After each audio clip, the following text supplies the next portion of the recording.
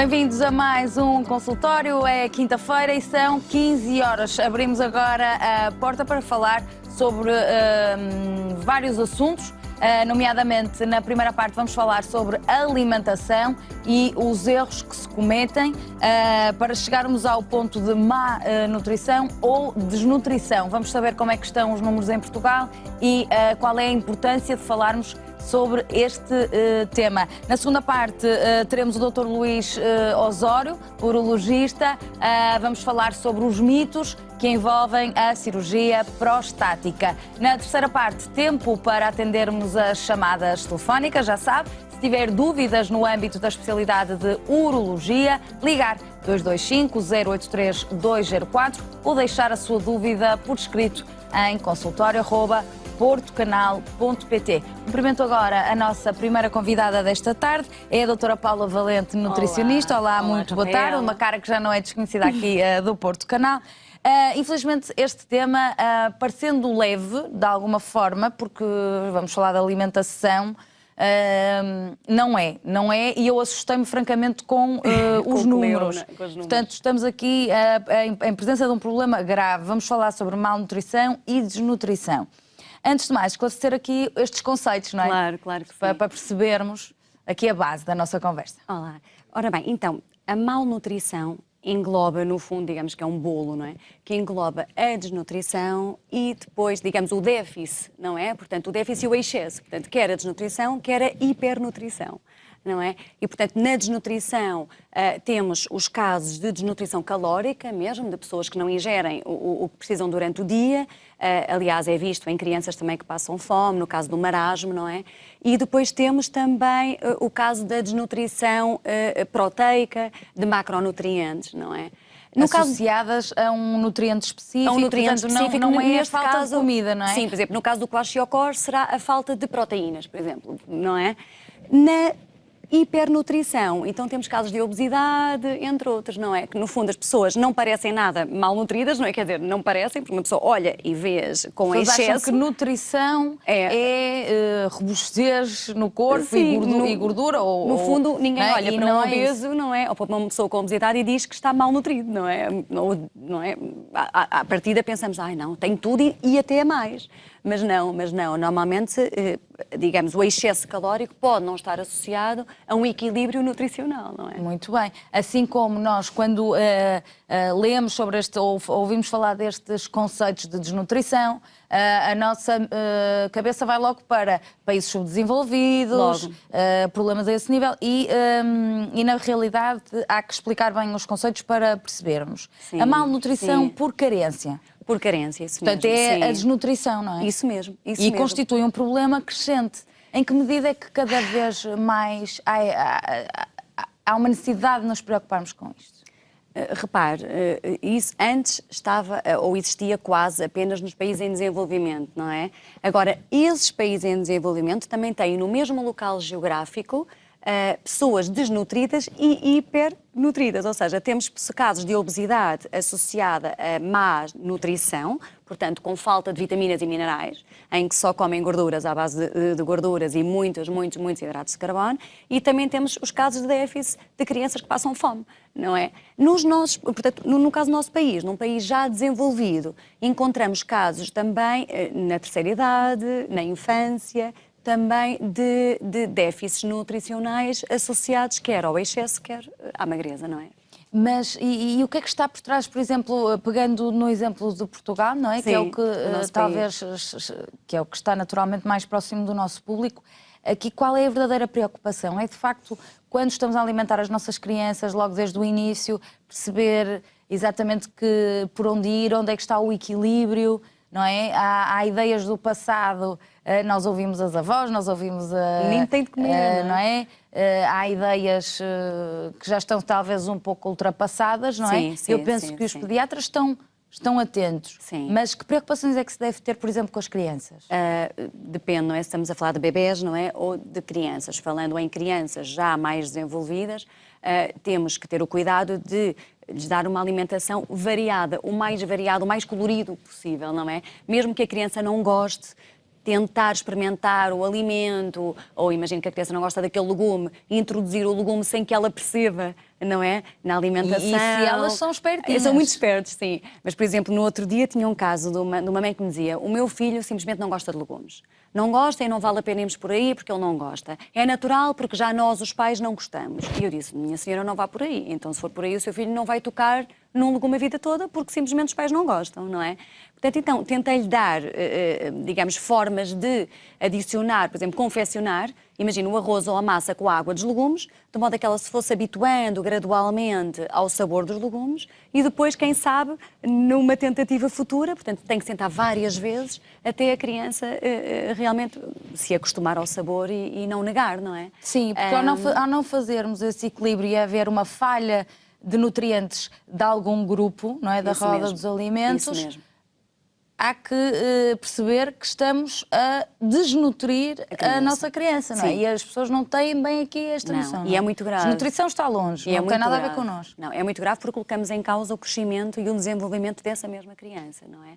E depois, claro, as escolhas futuras a nível alimentar. Sim, porque é uma fase em que essa plasticidade ao nível do cérebro e ao nível dos sentidos é fundamental nessas idades, não é? E nos Claro. bebés? E nos bebés, ora bem, portanto, digamos que até aos 6 meses é aconselhável o aleitamento exclusivo. Claro que quem já faz formas ou quem faz uma amamentação mista, normalmente a partir do 4º mês começa-se a fazer a diversificação alimentar e depois os alimentos são introduzidos gradualmente, não é? Portanto, os legumes portanto, faz-se uma papinha de legumes com 4 legumes, depois mais um e depois mais um. Portanto, vamos testando gradualmente a aceitação da criança, mas ele tem que começar por aí, experimentar, não é? E Experimentar. A famosa habituarem-se a papinha de experimentar. legumes, a papinha de fruta, portanto, a fruta e os legumes, aliás, são logo os primeiros a serem introduzidos por uma razão, não é? Por alguma razão. É a sopa, a papa de fruta, não é? Isso mesmo, e só mais tarde é que colocam carne na sopa, peixe na sopa, ovos mais tarde, isso mesmo. Precisamente. Em relação aos adolescentes, deve haver aqui... deve ter experiências Sim. problemáticas. Sim, são mais críticos porque é muito mais difícil convencer um adolescente, não é? Portanto, eles estão numa idade simplesmente do contra. É normal, não é? É normal, não é? Porque querem ser eles a testar, querem ser eles a experienciar e temos de compreender isso. Não podemos impingir, não podemos forçar, mas podemos aconselhar. E eles também já terão capacidade de crítica, não é? Espírito crítico para perceber o que lhes faz bem, não é? Quando é que uma nutricionista pode, de facto, diagnosticar este problema? Como é que é feito o diagnóstico? Normalmente até será o pediatra. À partida será o pediatra que, pedindo as análises, percebe que há déficits de determinados nutrientes, não é? O nutricionista pode perceber na medida em que, ao perguntar ou ao questionar a pessoa em causa, a criança ou o adolescente, sobre aquilo que faz durante o dia, a anamnese alimentar, a história alimentar, percebe logo se há introdução ou não de fibras, se há introdução ou não de cálcio, de ferro, etc. Não é? Mas, por exemplo, pode ser o próprio só pede as nutricionista a análises? alertar. Não é? Pode ser o próprio nutricionista a alertar para o problema. Exatamente, porque até uma certa idade é natural que as pessoas estejam habituadas só a levar ao pediatra, não é? Sim, Portanto, o pediatra sim. aí tem que estar atento. Sim, o que é uma pena, porque o nutricionista trabalha muito bem em parceria com o pediatra. Portanto, Sim. em que idade é que recomendaria uma primeira consulta? Normalmente, eu recomendo a consulta de nutrição na infância, logo a partir do momento em que começa a diversificação alimentar. Portanto, há pediatras que dominam muito bem essa área da alimentação e há outros que admitem que preferem que sejam vistos por um nutricionista. Portanto, isso vai depender de cada um. Mas quanto maior for o conhecimento nessa área, mais seguros vão estar os pais logo à partida. E é um descanso, no fundo, para a família, claro que sim. Muito bem. Em relação, vamos agora andar uns anos, Sim. e na idade adulta, Sim. quando é que aparecem sinais num homem ou numa mulher de idade adulta que alguma coisa ao nível da alimentação Pode está em estar déficit? mal, não é? Que pode estar mal. Na idade adulta depende, não é? Portanto, se a pessoa realizar algum tipo de desporto mais exigente, poderá colocar em causa a absorção de determinados nutrientes e o uso, digamos, de macronutrientes a mais versus outros, não é? Casos de mal absorção, opções alimentares, por exemplo, imagina uma pessoa que resolve de um dia para o outro virar vegetariano, não é? Ou vegan, não é? Sem o fazer de forma gradual. sem ter cuidado, não é? Então aí vai com certeza ter déficits, não é? Quer de macro, quer de micronutrientes. Mas eu acredito esse tipo de mudanças também não deve ser feita de forma abrupta, não é? Isso mesmo. Deve sempre também se aconselha aqui uma consulta de nutrição. Paulatinamente, sempre. Mas o ideal será mesmo, imagino que resolve variar, no fundo, a sua escolha alimentar, não é? Portanto, no fundo, a sua opção, não é? Portanto, resolve ser vegan ou vegetariana. Portanto, eu aconselho sempre, imagine, se for omnívoro, não é? Como é o nosso caso, passar para ovo-lacto-vegetariano, depois de ovo-lacto-vegetariana, então aí, se quiser, para o veganismo, depois aí, se quiser, ainda para a macrobiótica, carnivorismo, etc. Portanto, no fundo, as transições devem ser sempre muito graduais, de forma a respeitar também o nosso próprio corpo, não é? Ele, no fundo, molda-se e adapta-se a muita coisa, mas, no fundo, o ideal seria... não atacarmos... Claro, seria fazê-lo gradualmente, precisamente para evitar déficits nutricionais. Lá está. E que outros sinais, imaginemos, na qualidade de vida? É que se podem sentir quando alguma coisa não está bem? Sim. O primeiro sinal de todos é o cansaço, não é? A pessoa vai-se abaixo. É muito característico em casos de anemia, não é? Grande parte dos utentes referem isso na consulta, referem: eu não conseguia levantar da cama, eu não tinha força para nada, mas eu até comia legumes, eu não percebo porque é que eu tenho anemia. Lá está, portanto, mesmo considerando que faziam uma alimentação saudável, na verdade não faziam, ou o corpo não estava a absorver por alguma razão. Não é? Sim, porque depois também há esse caso, não é? Que é a pessoa estar a fazer uma alimentação correta, mas há algo mais no que organismo não permite a absorção, não é? Sim, depois tem que fazer outros estudos. E nesse caso o médico de família terá que estudar alguma má absorção a nível intestinal, ou então pode haver uma associação de nutrientes que são antagonistas ao mesmo tempo, não é? Por exemplo, no caso do ferro e do cálcio, na mesma refeição. Aliás, nos infantários em Portugal, antigamente recomendavam às crianças iogurte como sobremesa. E é muito engraçado que isso deixou de ser feito. Porquê? Porque o iogurte, como era rico em cálcio, inibia a absorção do ferro que existia na carne e nos legumes da refeição. Então agora já dão a fruta em vez do iogurte. Portanto, isso precisamente por ser um caso de antinutrientes. Na escola há mais preocupações, não é? Cada vez mais. Felizmente estamos a caminhar para lá, claro que sim. Claro. Portanto, nesse campo está tudo a caminhar bem. De facto, talvez a sociedade em que estamos, queremos estarmos num ritmo tão acelerado, e ele pedir opinião para isso, acha que isso também, de alguma forma, depois condiciona os hábitos alimentares e comportamentais? Claro que sim. As pessoas, por terem cada vez menos tempo, optam por refeições mais rápidas. Muitas delas já pré-cozinhadas, não é? Pré-feitas, não é? E muito pobres em nutrientes. Eu tenho pessoas que me dizem, inclusive na consulta: eu não tenho tempo para fazer uma sopa. Quer dizer, uma sopa faz-se rapidíssimo. E ainda por cima já há máquinas que as fazem em minutos. Sim. Em poucos minutos.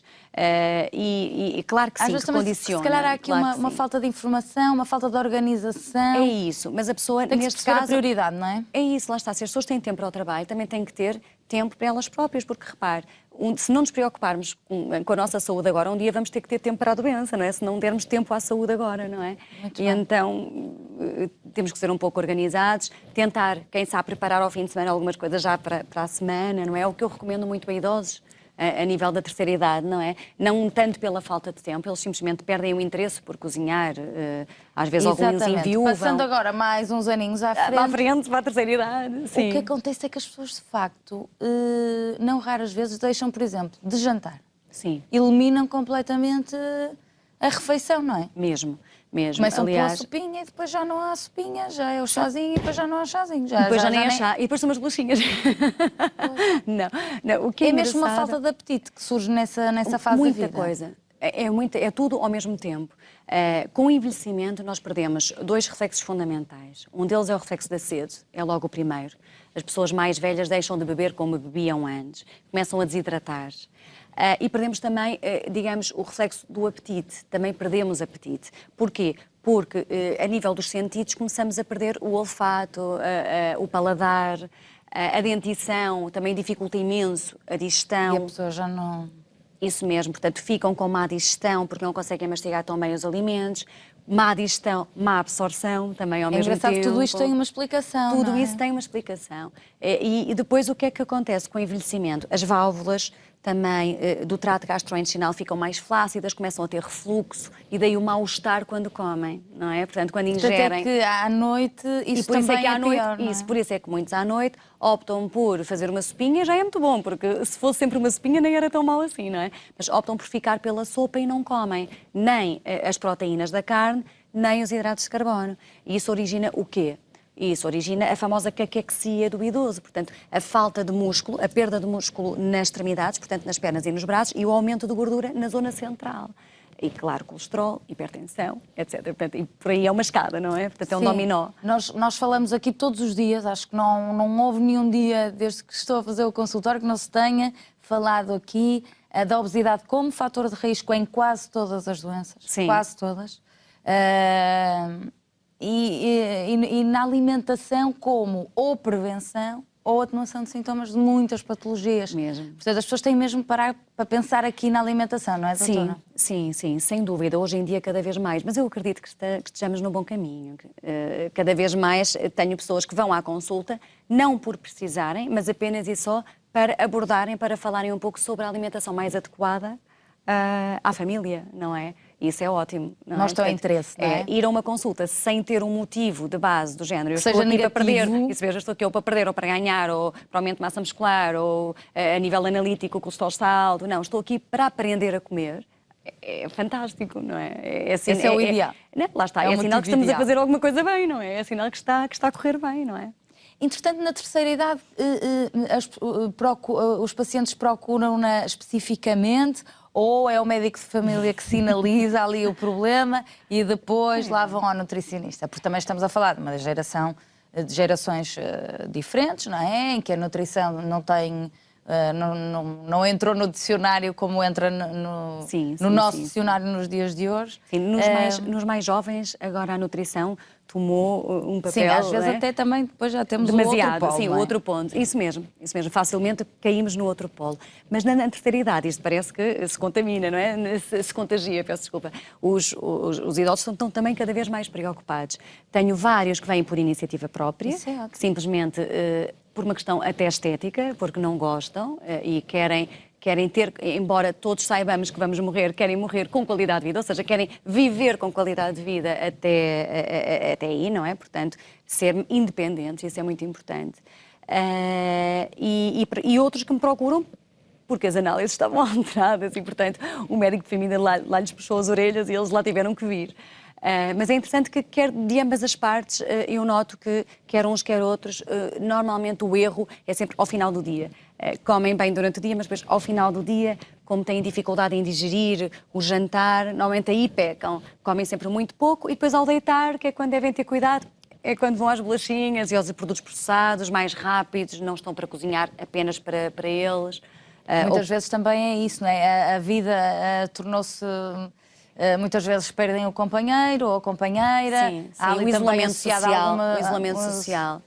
Vê-se a perder amigos, etc, etc. Portanto, Mais há ali nas também cidades até, não é? Mais nas cidades do que nas aldeias. Porque nas aldeias nota parece que se juntam mais, não é? E isso, lá está, apoiam-se mais uns aos outros, encontram-se mais, saem mais de casa, não é? Nas cidades tendem a ficar mais isolados em casa e isso é uma preocupação crescente, não é? Talvez a nutrição associada com uma multidisciplinaridade com psicologia nunca deixe de ser mau também, não é? Aliás, eu trabalho quase sempre com psicólogos, sim. Aliás, as equipas nas clínicas de nutrição normalmente têm também um psicólogo. Quando se trata... Quando o caso, digamos, o obriga. Não é? Sim. Porque mas mudar o comportamento, ir à nutricionista, a doutora Paula diz, é assim, estabelece o plano. O pior é chegar a casa e fazer. Claro. E isso aí a doutora Paula não pode ir atrás disto. Não, mas... Esta parte da mudança comportamental é muito importante que haja ali alguém depois da área da psicologia, não é? Sim. Digamos que há pessoas que vão já muito motivadas, focadas, e eu noto perfeitamente que aquela pessoa vai ter sucesso. A doutora consegue fazer essa distinção logo? Na primeira consulta consigo. Às vezes sou um bocadinho otimista, não é? Eu sou um bocadinho otimista mesmo. Mas sim, portanto, eu consigo perceber, pelo menos, se há motivação por trás.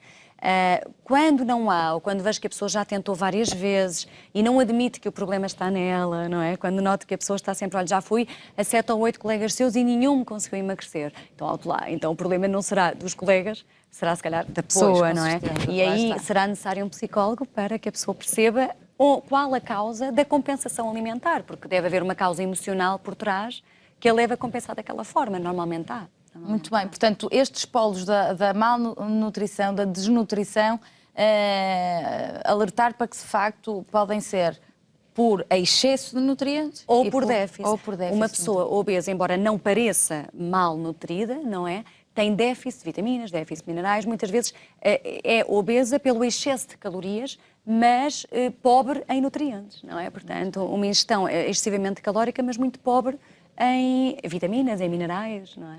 Por exemplo, na idade adulta, quais são os piores erros que se cometem?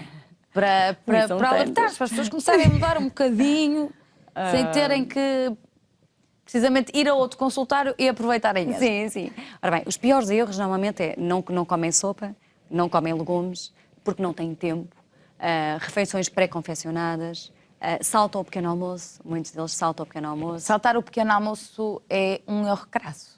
Depende da pessoa em causa, não é? Portanto, há desportistas que fazem têm alguma vantagem, tempo, isso mesmo, ao fazer isso. Mas, normalmente, numa pessoa que trabalha durante o dia, portanto, que precisa também de usar a cabecinha, saltar o pequeno almoço, pode correr mal.